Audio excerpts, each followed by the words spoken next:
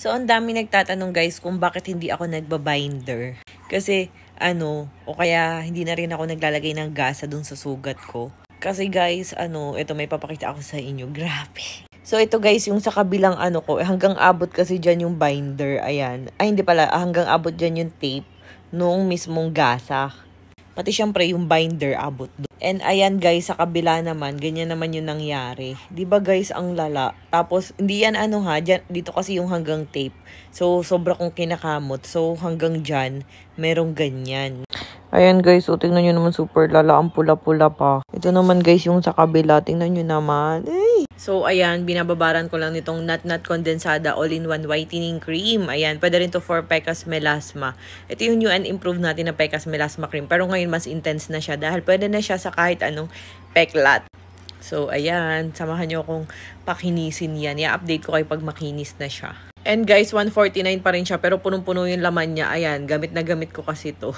Ito rin yung ginamit ko sa mga peklat ni Nat na to. Nagka-hands, foot, and mouth disease siya. Super bango, amoy kondensada.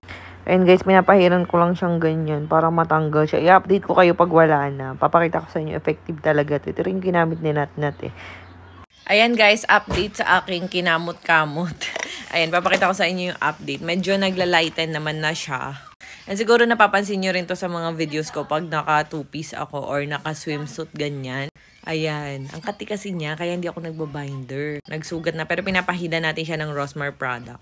Ayan siya guys, ganyan na lang siya. Parang medyo dark na lang yung areas niya. Pero hindi na kagaya nung una na sugat-sugat. Ayan siya. Dito naman sa kabila, ganyan din yung naging itsura niya latest. Pero, ayan may bakat pa siya nung tape yung tape na pang taklob ng scar. Ayan. Ng CS scar. Ito yung tape. Hanggang dito kasi siya. Kaya mapapansin nyo, korteng ganyan. Pero naglalighten na siya.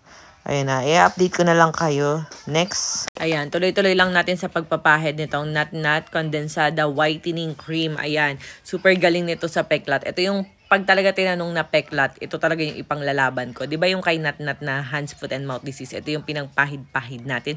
At sinabayan natin ng Rosmar Mysterious Madre Cacao Soap. So, ayan. Check out nyo na to. So, ito guys, yung sa right. Ayan, ganyan na lang siya. Ayan.